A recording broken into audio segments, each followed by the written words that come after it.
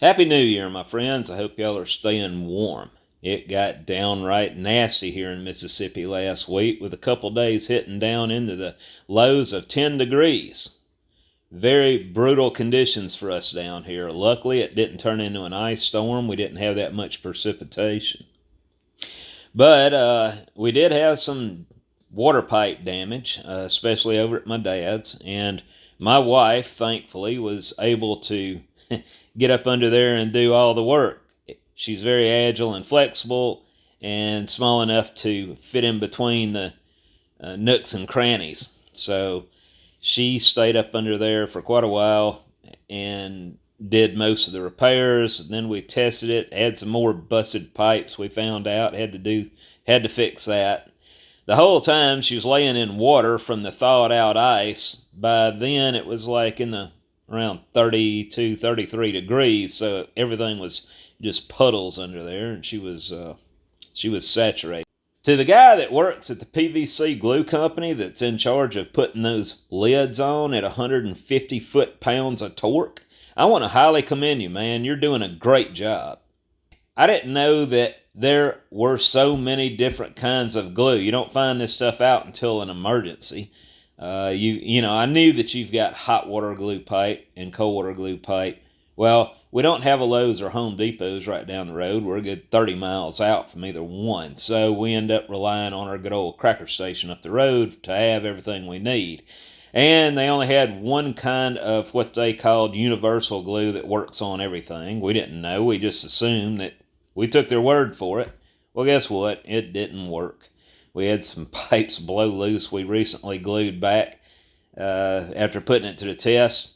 Ended up having to make a special trip anyway, but you would think by now they would have one that works on all. So the next day rolls around, and it's going to be the day my sister, her husband, and their daughter arrived from San Antonio to spend the week with my dad for Christmas. About 10 o'clock that morning, he comes over. Luckily, the pipes are not broken again. Luckily, everything's fine there, but he says his refrigerator isn't cooling, so we end up having to... I go over there with him to push the fridge away from the wall to see if there's anything obviously wrong that could be causing problems. The fans are running in the fridge, the electrics, everything looks fine. So I'm assuming it's just a Freon issue. I'm thinking that maybe we can get it recharged and it'll be up and cooling in no time. So I send a text to my cousin, who happens to work on air conditioning and heating, and shot him a text, see if he could come over at some point that day to take a look at it. Never did hear back from him, by the way. Thank you, Greg. Had offered to let my dad use the fridge out of the shop. There's nothing wrong with it. And he said, nah.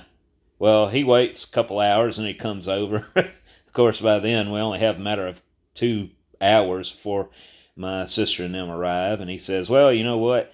I think I'll take you up on it. So we frantically are trying to hurry up. We have to drop everything. Get the fridge out of my building. Take it over there. Keep in mind, guys, this fridge has been in my shop for close to 2 years now. So it's accumulated a lot of dirt, grime, dust, and all that. I didn't realize that. In that environment, it looked fine, but Josie pointed out it's going to need a lot of cleaning. And sure enough, we ended up having to scrub. Well, I did. I scrubbed. She took care of the drawers and all that. I ended up scrubbing mildew and everything for at least 2 hours. Matter of fact, my sister and them rolled up right as we were finally trying to get that fridge into the house. Now to the furnace.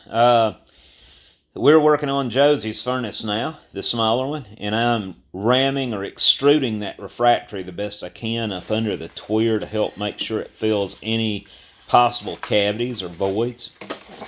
There is a slight pocket where the tweer runs into the outer casing there, and I want to make sure that's good and solid.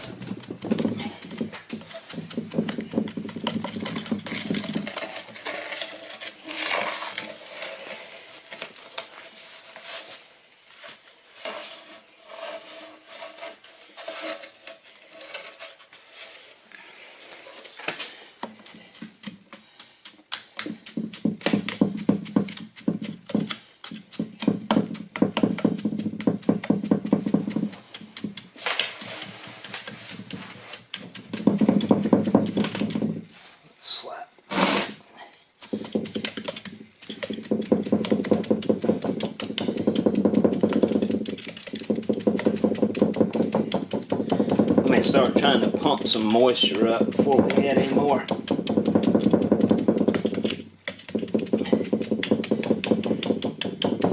As you keep doing this, you will pump water up through there.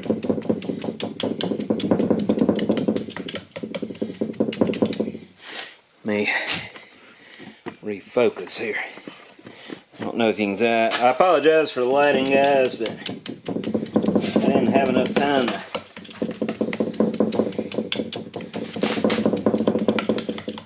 rig the lights on around here.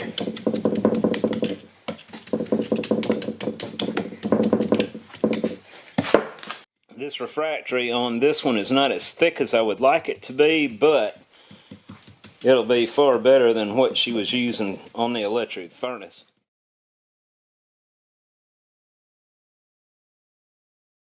Will have much better thermal properties. I think I'm gonna round this up a little longer and put some plastic over them and call it a night here in a minute.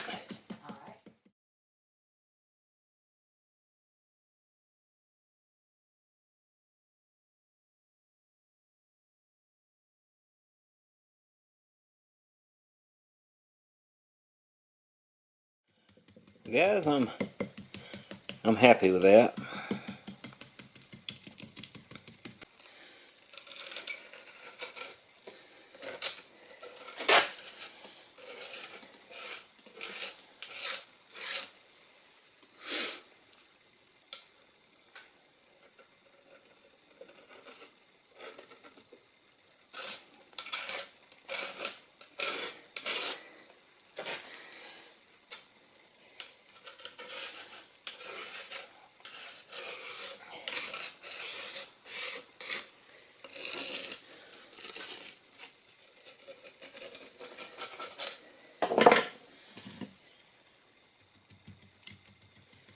I never recommend that you trowel the final top, so we're just lightly letting the water do the work as I pump it down a little bit.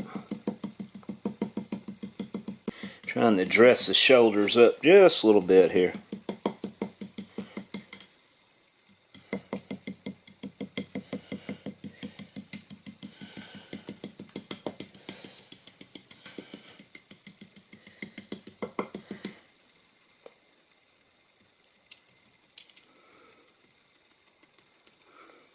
See all that water jiggling to the top. Alright, so we're gonna seal these off where they don't prematurely dry off on top. And this is Sunday night, so I'm gonna come back to these probably Tuesday night, and we'll take the top off, and I'm gonna keep the room heated. It's very cold outside.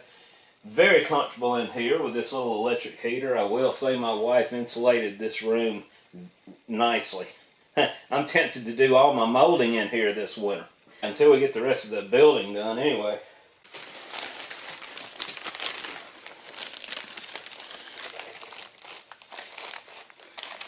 I'm gonna try to cover that without distorting the top here.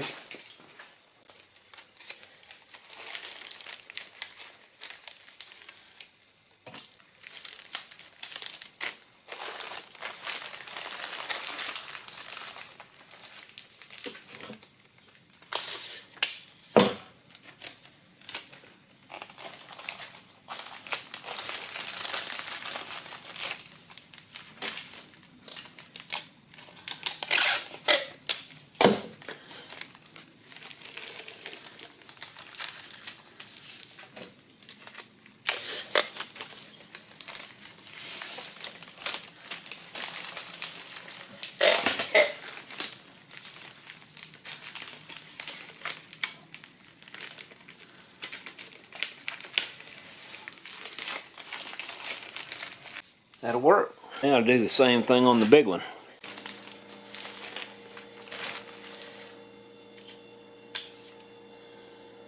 Well,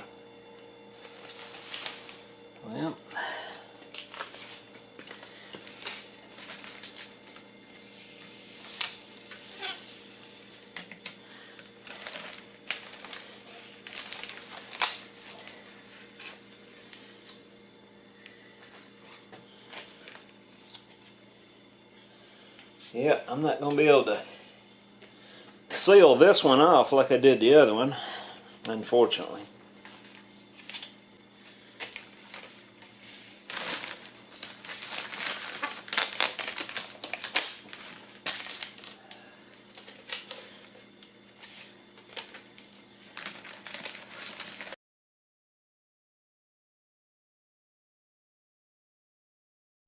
Well, Dollar just hit the pond, so we're going to stay in here a little while and start stripping the foil tape off of the furnace and see what it looks like under there.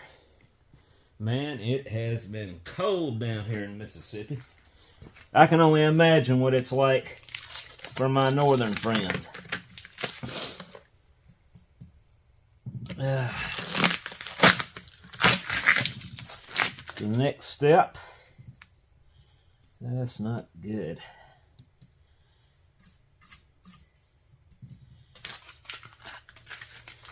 Not too happy so far.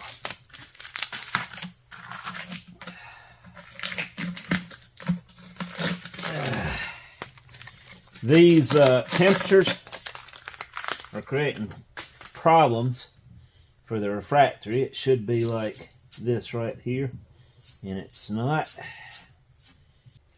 Let's do a hardness check here.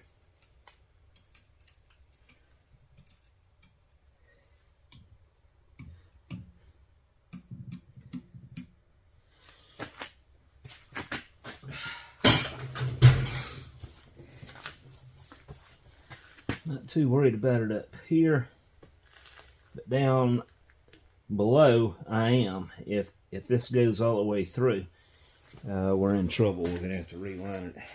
That means I'm going to have to chisel all this mess out and redo it again. And we're going to have to do it in better conditions. The freeze had a lot to do with the problems we may encounter here.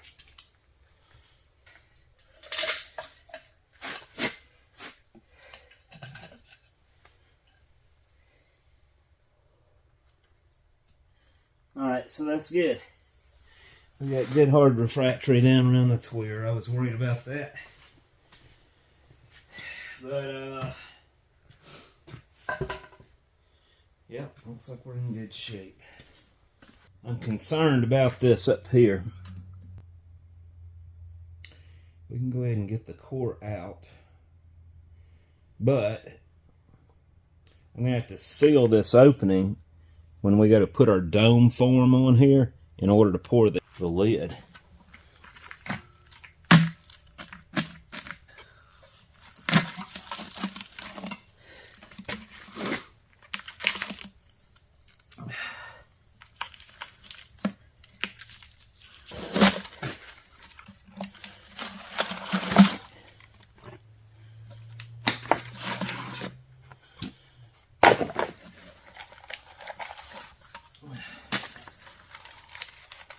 I got a lot of cleaning up to do in here, so I'm not worried about that.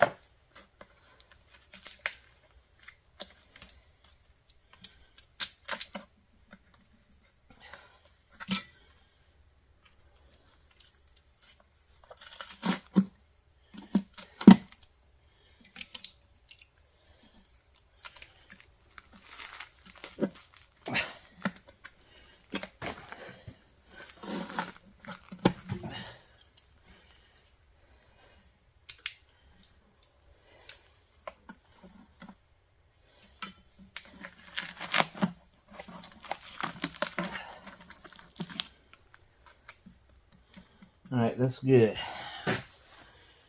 That is, anyway.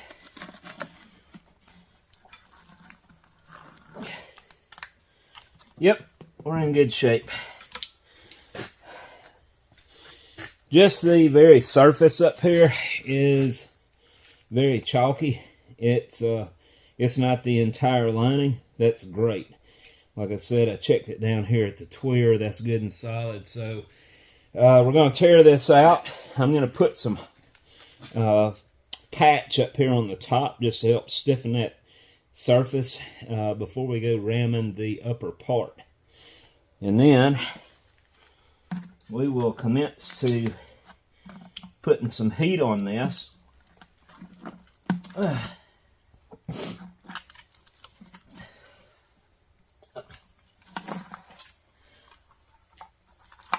do the sardine can method.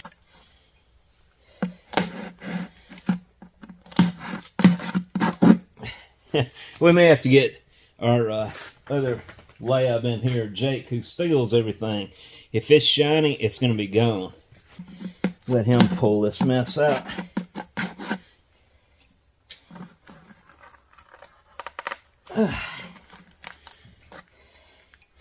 I'm just going to go ahead and tear this all the way down.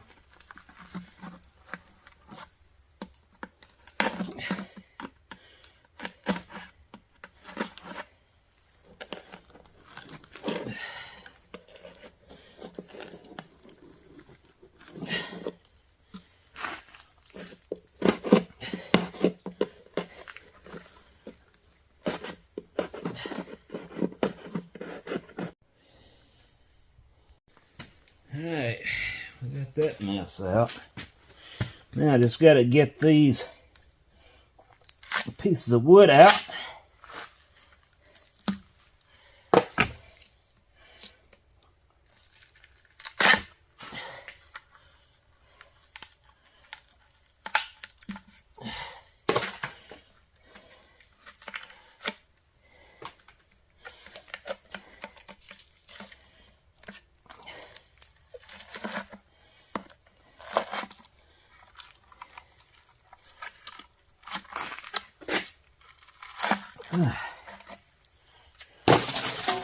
That's our keys to give us some clearance with the tongs.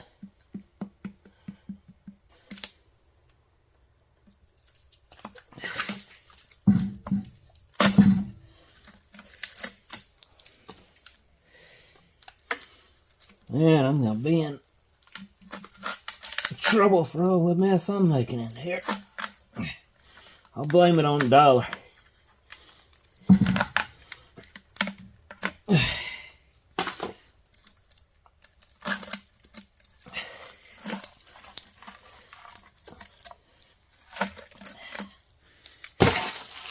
Alright guys, get that part of it out of there. The tweer comes out right here. I'm having a little difficulty pulling that right now.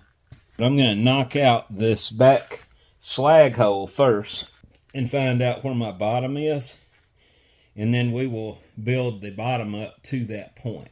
In the meantime, I got to find my dome that's going to fit over this and get that sealed off. Well guys, it's several days later, and when I was telling you about having to extrude refractory down in the recessed cavities, this is what I mean. Now, all this is good and hard. It's not flaky. Unlike this over here. Good thing is, all that is hardened up. There's some, if you brush away the loose material, it's good and solid right there.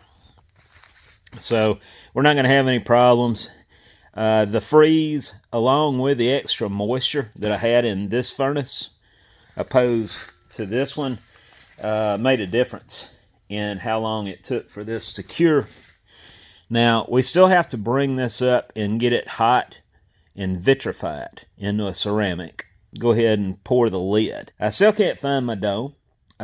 Josie had it in her hand 3 weeks ago asking me what that was for. I told her, and she has organized it. So I have no idea where it's at yet. I've got the other half to go up here, and it will be doubling the height of it.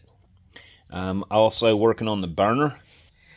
I got my TIG torch repaired. I'm ashamed to tell you what, I cross-threaded this piece here, not the insulator, not the gas shield, but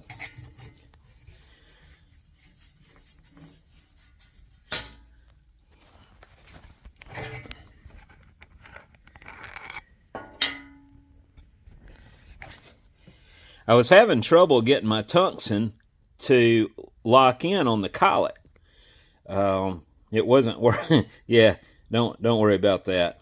So I went to pull this nozzle off, and as I did, I realized this thing was not coming out of there easily.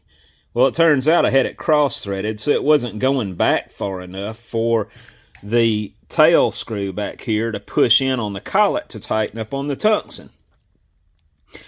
And I don't dare take this out now, but it was some super weird fine thread that I'm not going to have a tap for. But I did have a tapered pipe tap that had close to the same threads that would just barely fit in that hole. So I went ahead and cut new threads with that for about 5 rounds just to get this to start back in. So I know that's not the way to do things. This torch is well used. It's probably about time to replace it, but I'm going to get the best out of it while I can. As for my welding equipment, I have a Miller Syncrowave 180 SD that I do a lot of TIG welding with. It does a great job. Most of you have just seen the old red Lincoln from the 1930s out there. That's my go-to welder most of the time. But when it comes to TIG welding, this has high frequency start. And you can use TIG welding on the old Lincoln out there, which has AC/DC. But you don't have all the quick selections to choose from on that. You actually have to reverse your cables. You have to put your positive on your negative, negative on your positive. And it does not have high frequency start. So you have to use it as a scratch arc, which contaminates the tip of the tungsten. With high frequency start, you never have to do a scratch arc. It'll generate one. But anyway, I'm getting all this ready and prepped to finish the burner, and I'm running out of time. Well, guys, I was hoping to have a lot more on this video on the furnace, but because of what I was telling you earlier about the plumbing issues, the refrigerator, that set us back quite a bit, not to mention just the downright freezing temperatures. We have a lot going on behind the scenes. And keep in mind, I do not make patterns here. As I say that, I'm telling you that I'm actually prepping some patterns. Getting those ready to roll as soon as we get the furnaces going. Bob, if you are listening, as I said the other day on the phone, I haven't forgot you, buddy. Nor have I forgot Patrick. These are 2 of my main customers that are really on their edge of their seat waiting on their projects to get done. These projects include the Eagle, I've shown you earlier, that goes on a fire truck. That customer already has several sold. We've got to get that actually done. The Cross, which is a Mississippi project here in the state, we've got to get that done. We've got almost everything ready to get that rolling. And some other jobs that are on the back burner that are waiting as well. We got a lot to do, and the furnace does have a shutdown, but that is expected maintenance. Usually it doesn't take more than 2 weeks. This may turn into like 3 weeks. I had several trips planned for December that were going to take us out of state. Those got canceled because of everything here. I need 2 of me. I had said something to Jimmy DeResta about coming up to see him. I got a little project I'm wanting to work on and get him to help me with that. We got a lot going on this year. I was supposed to go to Maine this fall. That didn't work. The lighthouse project that we were working on earlier, I got a video just for that started, but I don't have it finished until we get to the lighthouse where I can show you more of it. When we tried to go this summer, we almost capsized and drowned in Lake Michigan. Now we got to go over there while it is iced up. I'm sure it's probably icing now. And I'll probably take a garbage can lid, a rope, and tie $1 to it and let her pull me to the lighthouse. I'm not sure how far offshore it is. It's quite a ways. I guess I'm more ranting right now. So I'm just trying to give you guys an idea of everything I got to do, everything I've got to get done, and at the same time, I don't have time to do it. Frustrating. Very frustrating. 2023, I'm anxious to see how this goes. Happy New Year, my friends. Be safe. Be careful with the fireworks, the alcohol. They don't mix. We'll talk to you later.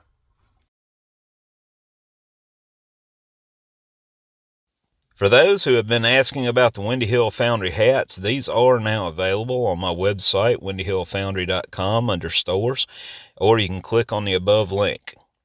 These are on the pricey side, but keep in mind the shipping is included. Have a good day.